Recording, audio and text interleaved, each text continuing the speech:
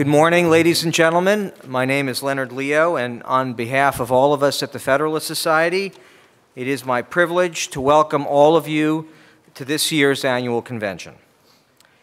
It is inspiring and exciting to see so many of you who have traveled so far to be here today, and whether you are from outside our nation's capital or not, it is a real testament to the strength of our movement for limited constitutional government that all of you would take time away from work and family to spend these next several days together. You know, it's hard to believe how the Federalist Society has flourished over the years. I remember not all that long ago when we used to space out the chairs in this room to make the crowd seem bigger. Now we squeeze seats together as tightly as possible to accommodate an ever-growing community of citizen lawyers committed to the rule of law. The audience here today, in terms of its size and distinction and geographic reach, is representative of a flourishing movement of people that places a premium on the free exchange of ideas and on the structural limits on government power contained in the Constitution that are ultimately most important for the preservation of human dignity and freedom. The overall theme for these next several days is good government through agency, accountability, and transparency. The subject is right now at the intersection of the most important constitutional flashpoints we face today. Debate about the administrative state played an unprecedented part in the last two Supreme Court confirmations, and President Trump has stated that judicial selection is inextricably intertwined with this issue. We've witnessed over the past few years a growing number of lawsuits initiated by an historic number of states that challenge administrative action as a means of drawing clearer federalism boundaries. And at the heart of any current debate about repairing the legislative process is a serious inquiry into the proper limits of congressional delegation of power to administrative agencies. These and other issues will feature prominently in the programs you attend here. I know of no better person to launch this year's convention than U.S. Senator Mike Lee.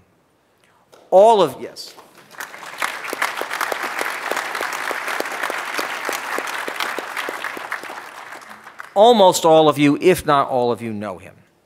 He has been a mainstay at these gatherings.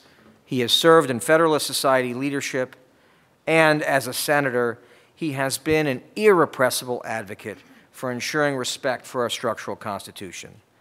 He is a man of tremendous principle and courage. He is a man who takes seriously his oath of office to preserve and defend our Constitution. He is sincere, candid, generous, and earnest. He is the kind of public servant our founding fathers envisioned. Please join me in welcoming Senator Mike Lee.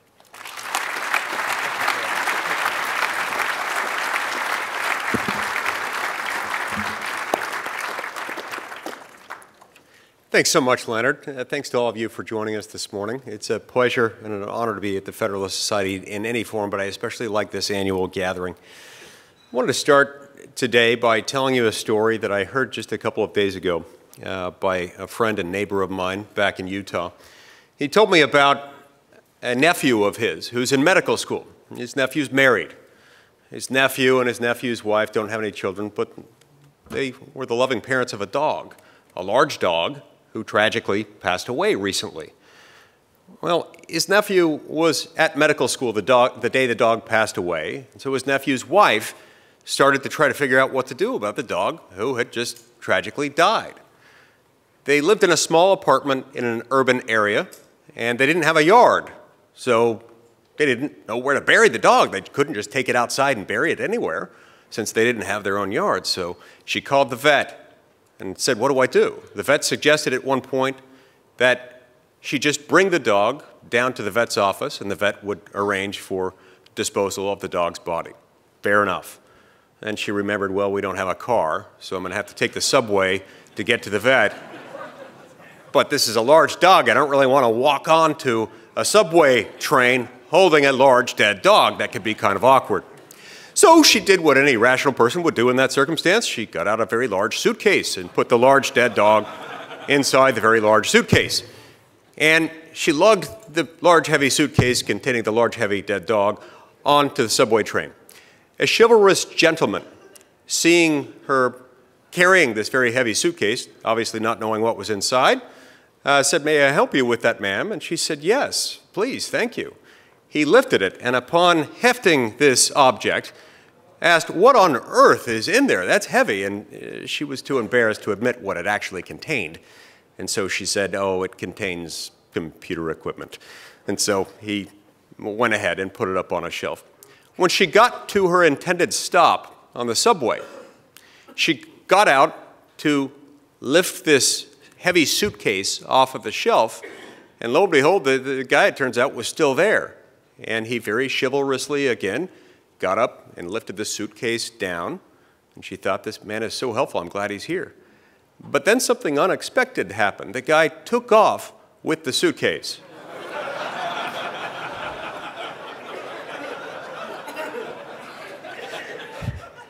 I can't exactly count how many ways this is analogous to today's political environment. But there's definitely a close corollary to what the Democrats tried to do to Brett Kavanaugh.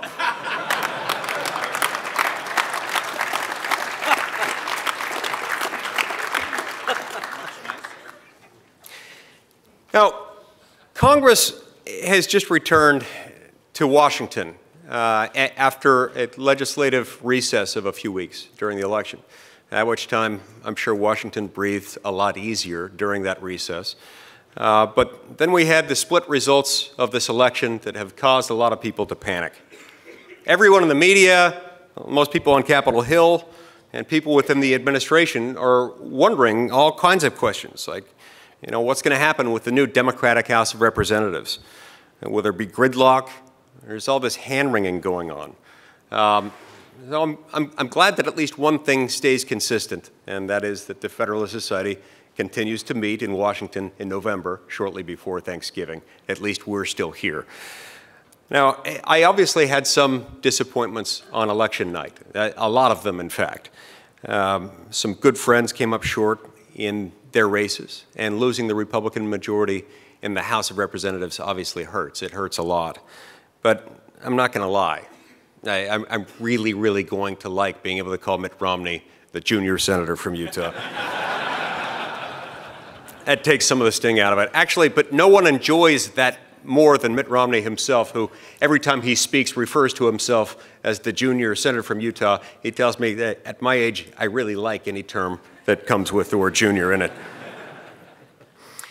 It is those elections that we have just experienced and that are causing so much uncertainty in this town right now, and the ambiguous message that was sent through those elections that I'd like to talk about and think about a little bit today in my conversation with you.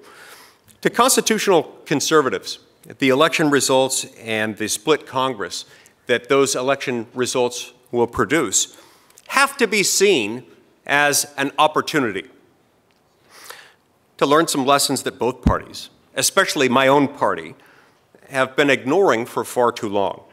Now, obviously, I was strongly rooting for Republicans to win across the board Tuesday night. But from my perspective, divided government need not be a problem in and of itself. The House and Senate are going to be divided because the country itself is divided. In that sense, the election results again affirmed some of the genius of the Founding Fathers' framework. Now, in the media, division is often lamented and feared as if it were some sort of a disease that needs curing, ideally by conservatives just giving up and going along with whatever progressives want. A lot of them and a lot of people in Washington tend to view the job of the Republican as to just split the difference from our position and the goal and meet them half the distance to the goal. In other words, allowing progressives to continue to set the agenda and move us in their direction. And all too often that happens. But disagreement especially in the United States, is not a disease. It's not something that we need to avoid just for the sake of avoiding it. It's a sign, actually, of health. Conflict, even and especially deep and bitter conflict, is innate, really, to all human relationships. And it's certainly an innate part of any society and of any system of government in which the system calls itself a republic. Now, the Founding Fathers understood this. They had to, or they never would have gotten out of Philadelphia in one piece, much less with a document that would foster the development of the greatest civilization the world has ever known. From the day it was first conceived, the United States was among the most ideologically diverse nations in the world.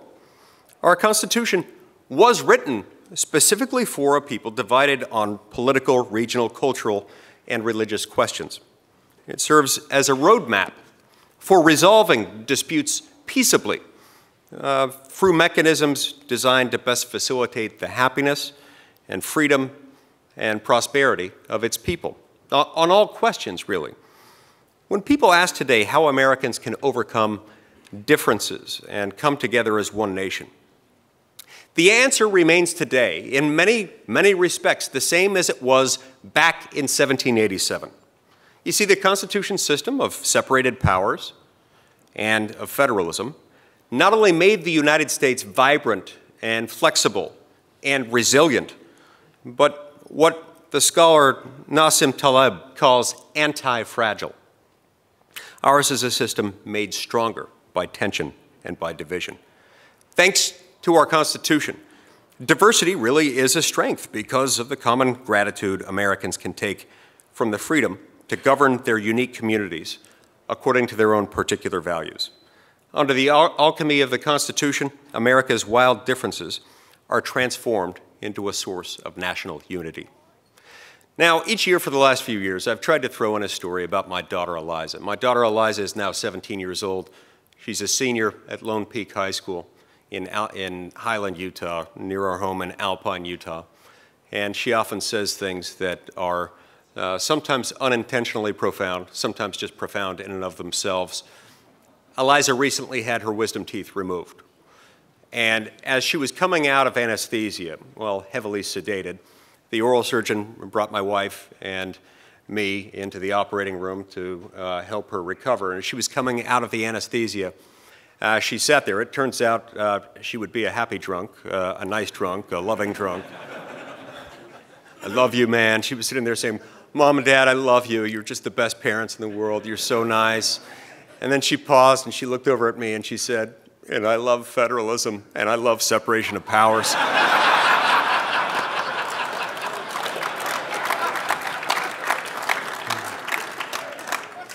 The oral surgeon, knowing me as he does, looked over at me and he said, that must be your proudest moment. Yeah. And indeed it was. Today, though, it doesn't always seem like division is, in fact, our greatest source of strength, even though it can be, even though it should be, even though it, in fact, is under our constitutional system. Today, our disagreements sometimes seem to be pulling us apart and not together, but it doesn't have to be that way. Take, for example, the character assassination of Brett Kavanaugh, or, excuse me, Justice Brett Kavanaugh.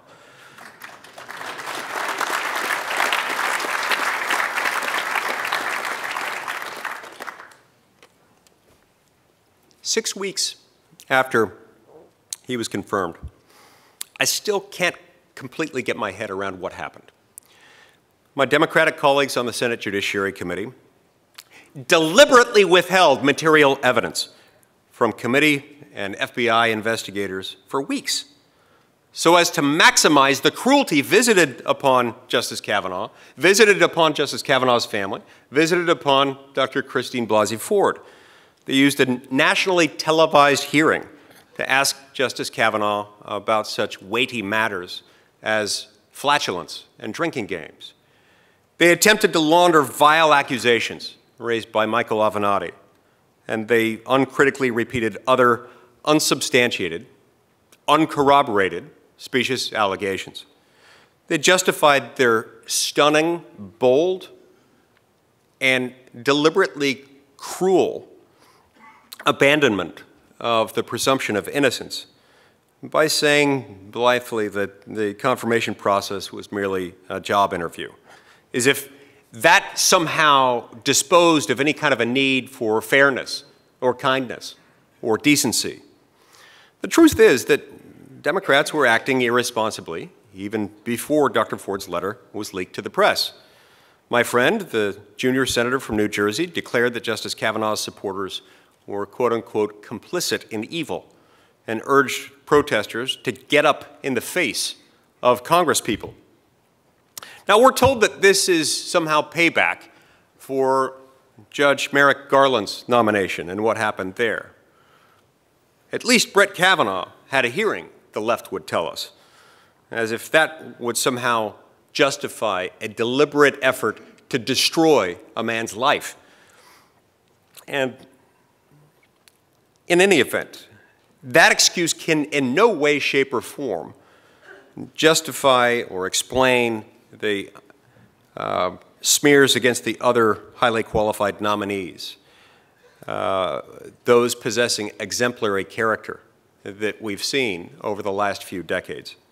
So while the Democrats' treatment of Justice Kavanaugh is perhaps the worst and the most recent, the most current manifestation of this phenomenon, while it was shocking and disgusting, let's be honest, it was neither completely unprecedented nor entirely surprising given what we've seen from them in the past few decades.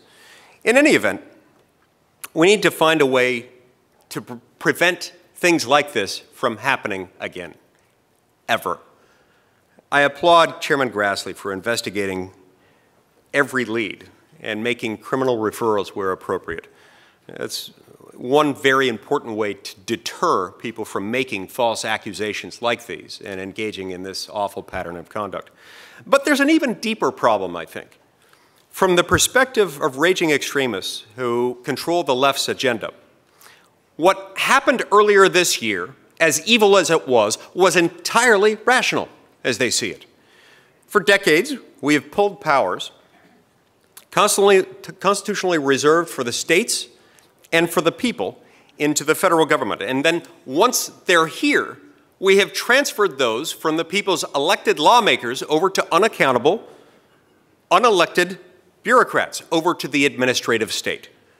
Today, more and more decisions are made in Washington rather than in city halls and state capitals.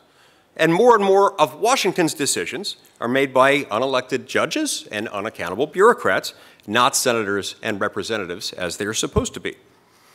This anti-constitutional project has hacked away at the bonds of trust formed long ago between the American people and their government.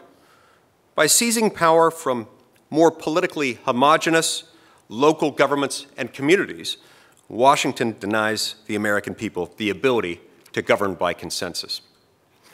A government designed to be by the people, of the people, and for the people, all people, is too often instead run for 51% of the United States and against the other 49%.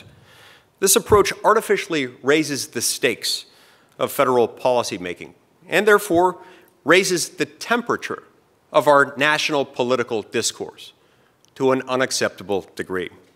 As long as Supreme Court justices anoint themselves as philosopher kings, issuing moral decrees, to use Nancy Pelosi's words, almost as if God has spoken. How is that not blasphemy? But anyway, the total political war we saw this fall is going to continue as long as that continues to be our mindset. Because that's what happens when you raise the political stakes and the political temperature to the degree that we have in recent decades by concentrating this much power as we have. As long as the federal government blithely asserts the power to regulate, to penalize, to tax, or to subsidize any and all behavior, our politics will incite the very impulses that constitutions were written specifically to overcome. When we saw that leftist mob just a few blocks from here driving Ted Cruz and his wife from a restaurant while they were just out on a nice date together one evening, or violent criminals terrorizing Tucker Carlson's poor wife at her own home. This is just the beginning. Increasingly, the left treats politics like a religion, and conservatives not as loyal opponents, but as heretics and infidels.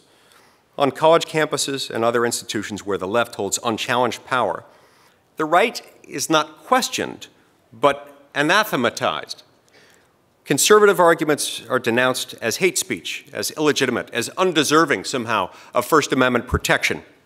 Many students today are being taught the foolish theory that some speech is violence, and by extension, the evil corollary that some violence is speech.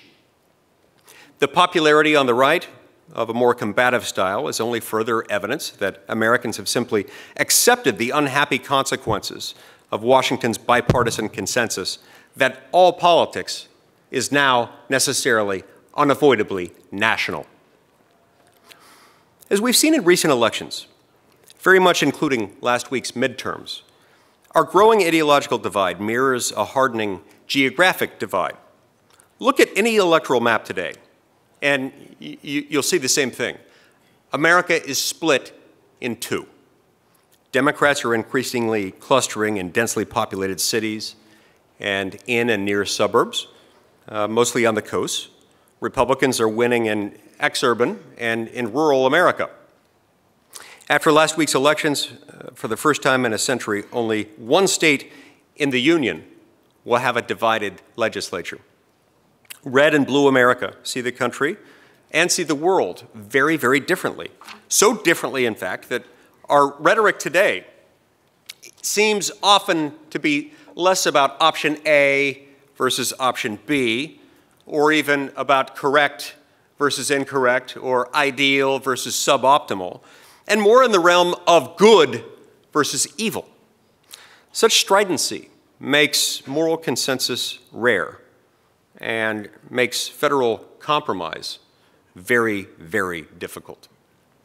Taken together, these three trends, bitter philosophical disagreement, stark geographic division, and the bipartisan embrace of winner-take-all, necessarily national politics, compromise has become a sort of constitutional crisis. In other words, these things taken together make up a constitutional dirty bomb that threatens the foundations of our republic. Terms like bitter clingers or deplorables, the Kavanaugh nomination, the religious inquisition of Amy Coney Barrett and of Russ Vought, even worse, Charlottesville and the congressional baseball practice. Even the institutions set up to shield Americans from the sort of mob behavior that's always threatened the stability of republics are coming today increasingly under attack. The Electoral College, the legislative filibuster, even the Senate itself. Freedom of speech, freedom of religion, the presumption of innocence, the right to bear arms, in today's all-or-nothing national politics, especially on the left, but sometimes also on the right. These bulwarks of liberty are too often, too casually, dismissed as obstacles of progress. Meanwhile, proponents of these principles are not just dismissed, but they're often downright vilified and cast out as some sort of demons. This toxicity of our national politics and revolt against our institutions is itself the fruit, the inevitable, foreseeable fruit of centralized power. This is what centralized power does, and we therefore shouldn't be surprised when this comes about as a result of many decades of power centralization in Washington, D.C. Centralization, you see, has not made us stronger. It has not made us happier. It has not made our economy stronger or more dynamic or more likely to promote economic mobility among the poor and middle class, which, by the way, has always been one of the distinguishing features of our economy. Sure, there are lots of countries where some people are prosperous. America has been relatively unique in that this is a land where you can be born into poverty and have the reasonable hope and expectation that if you work hard and play by the rules, one day you'll be able to retire comfortably. Centralization tends to produce the exact opposite of these very things that we have come to identify so closely with who we are as a nation. Meanwhile, and for many of the same reasons, it's making our politics weak and coarse and raw and brittle. Where do we think this is going to take us next? If and when the opportunity comes to replace one of the Supreme Court's liberals. In 2020, as Democrats jockey to see which one can be their successful Trump candidate, where's it going to take us? Bear in mind, we're at this fever pitch emotionally and in our rhetoric at a time of relative peace and economic prosperity within our country. Thanks in large measure to President Trump's economic reforms and the sense of optimism that those reforms have created within our economy. Our economy is at full employment, and it's growing fast enough to distract us, at least temporarily, from our $21 trillion national debt and our $800 billion annual deficit. Perhaps it shouldn't be enough, but for the time being, it is. But my big concern is what happens when the next bubble bursts, when the next recession hits, when the multi-trillion-dollar debts accrued by state and local pension funds come due. What happens when next we face a genuine international crisis? What happens when Treasury yield rates return to their historic average and we see our national debt service payments go from where they are today, which is about $300 billion a year, which is not that much higher than they were 20 years ago when our national debt was, what, 1/7 of its current size, to where they'll go within a couple of years after Treasury yield rates return to their historical average, which will be around $1 trillion a year, forcing us to find another roughly $700 billion per year in federal revenue, more than our entire budget for the Department of Defense within a surprisingly short period of time. What happens then? You get the idea. According to any reasonable measuring stick, the dysfunctional status quo is unsustainable, even in good times like those we're experiencing right now. It's driving our government toward insolvency and our politics toward violence. Realistically, Americans have two options. Either we're going to once again embrace the Constitution's vision of a diverse, tolerant, pluralistic union of states and of communities, each governed according to the values and priorities of its own citizens.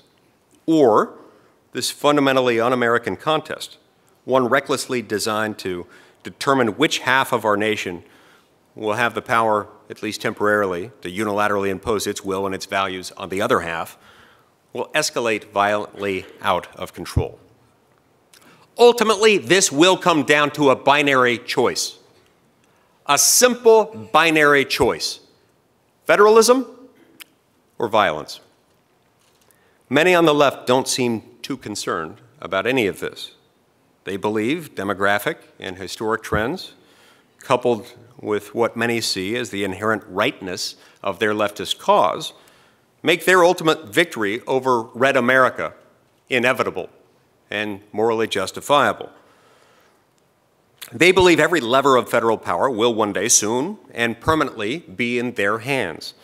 They are content with nonstop political total war because they're sure they're going to win it, blind to the fact that such a victory would come at the expense of the American experiment itself. Unless or until this changes, unless or until we change this, it therefore falls to conservatives to chart a new course. Not simply to turn away from disaster, but to turn America toward something better, toward a genuinely happy and sustainable future, one of tolerance and diversity of viewpoint. Beginning this project is going to be my focus for the upcoming Congress. Pundits expect the next 2 years to be legislatively thin, you might say. The Democratic House is expected to focus on investigating the Trump administration, while the Senate will be spending a lot of its time confirming the President's nominees. Now, confirming judges and confirming executive branch nominees is critically important work, and I look forward to continuing to do that. It's especially important if we hope to restore localism and subsidiarity to our republic. But it by itself is not enough and never will be.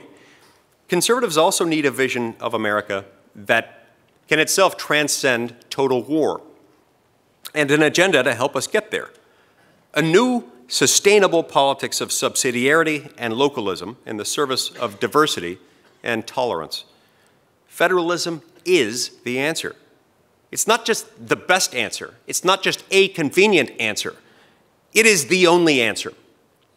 Setting aside for a moment that it happens to be required by the Constitution, federalism offers several unique advantages for us today, specifically in our time, more now than ever before. First, if fully embraced, it would allow each state to govern itself according to its own values.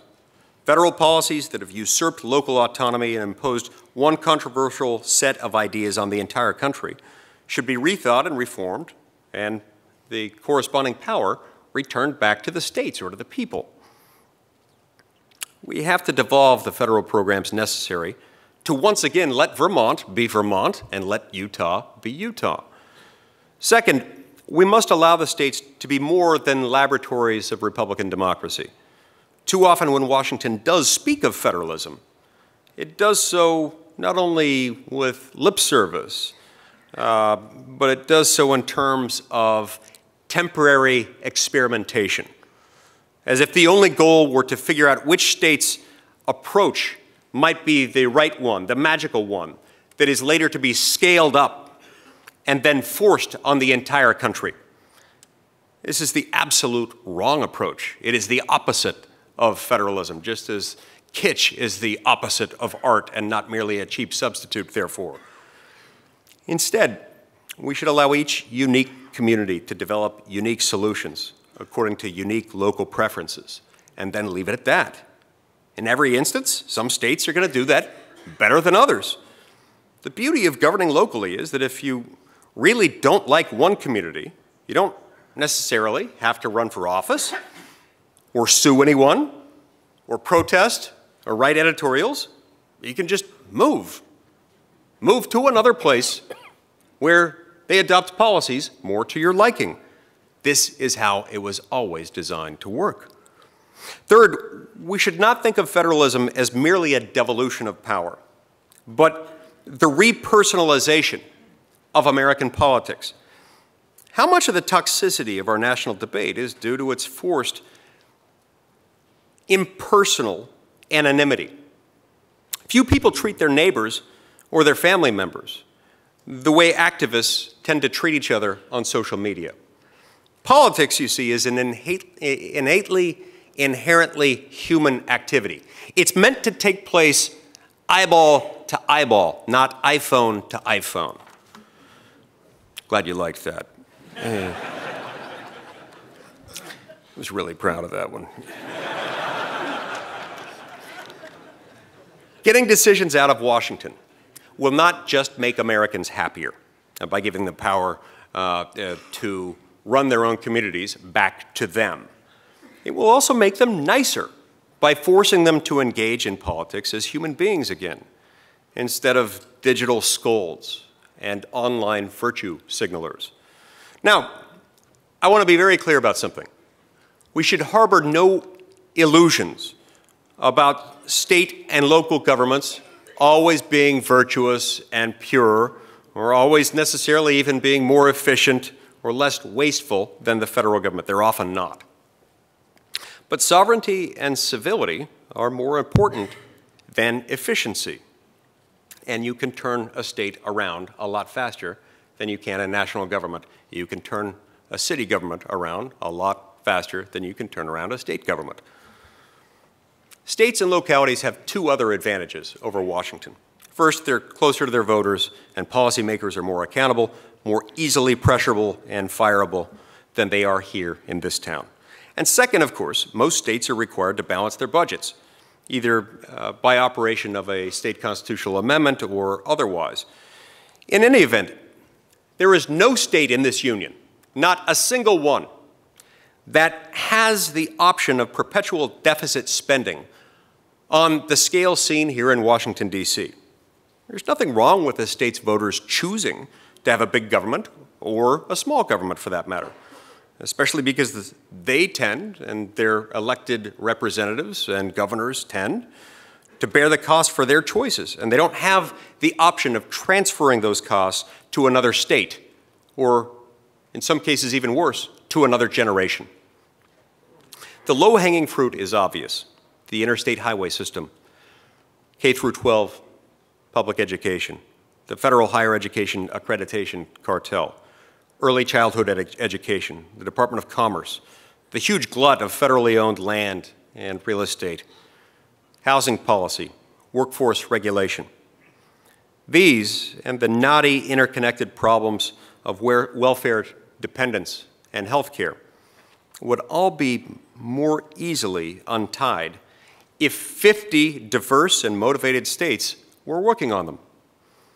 50 diverse states where, by the way, populations disperse differently. Healthcare is provided differently in each locality, and each state has more of an ability to decide what solutions will most benefit their respective populations. In Washington, because of America's deep red-blue divide, these are very controversial issues. They're less so within our increasingly dark red and dark blue states. When there is no national consensus or federal imperative, there should not be federal law, especially if there is a greater degree of consensus within each state. Just because New York, Massachusetts, and California may agree on something doesn't mean the rest of the country has to go along, has to be forced to go along, or suffer grave penalties under federal law. Insisting otherwise is not constitutional republicanism. It is, in fact, cultural imperialism. By clearing Washington's decks of these smaller issues, we can finally begin to regain the trust necessary to deal with the bigger ones, the ones that we can't return to the states and localities, the ones that are distinctively made part of our federal panoply of responsibilities.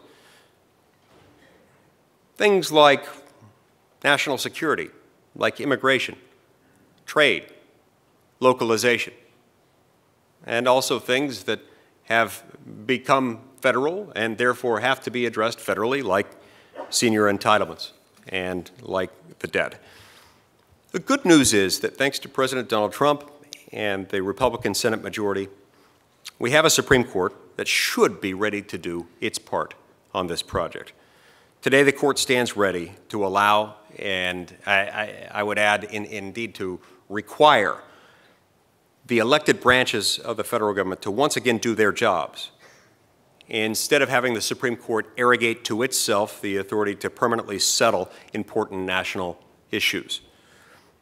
And for that, of course, no one deserves more credit or more thanks than the men and women of the Federalist Society. Thank you.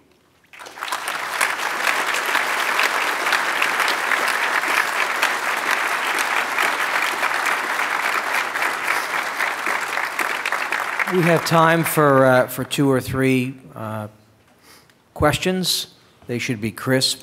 They should end with a question mark. There are mics on either side. Senator Lee enjoys a legislative filibuster, but not a convention filibuster.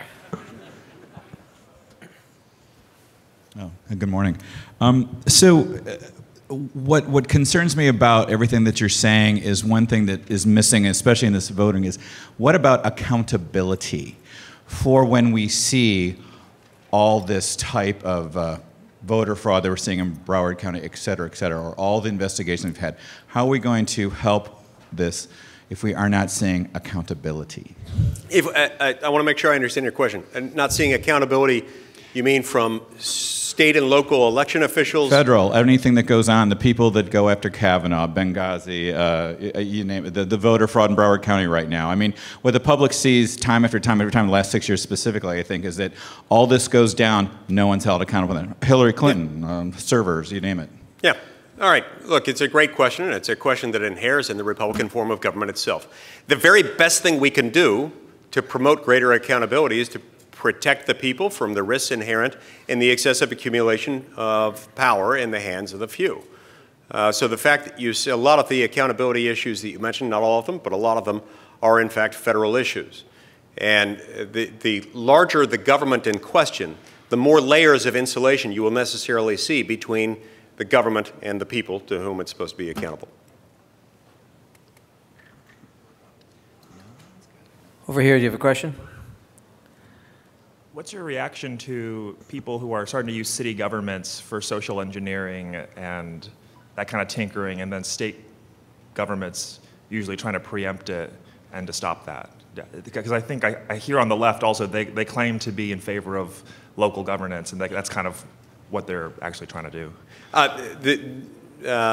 Not sure I understand your question. So you're asking, what do I think about people who try to use state governments for the purpose of social engineering? So city governments, basically, usually more left-leaning governments, and state governments trying to use that power to stop that overregulation. Okay.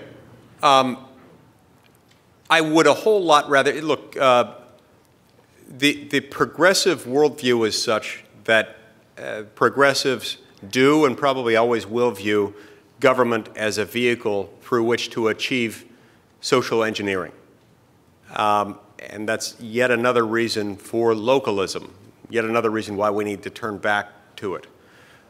Look, most of the people in the state of Vermont would, I'm told, prefer a single-payer, government-run, government-funded healthcare system, one that would not only make going to the doctor a government experience, but one that would also inevitably involve all kinds of social engineering by promoting and rewarding some approaches to life and punishing and discouraging others.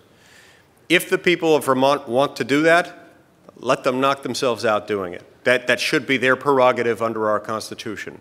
It's probably what they would do if we didn't already have such a huge federal footprint in the area of healthcare, for example. Vermont would probably turn to that very quickly. It's my view that they should be able to do that.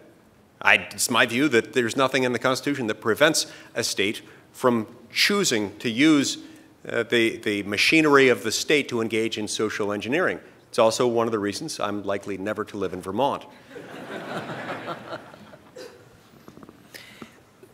Senator Lee, thank you very much for joining us again this year.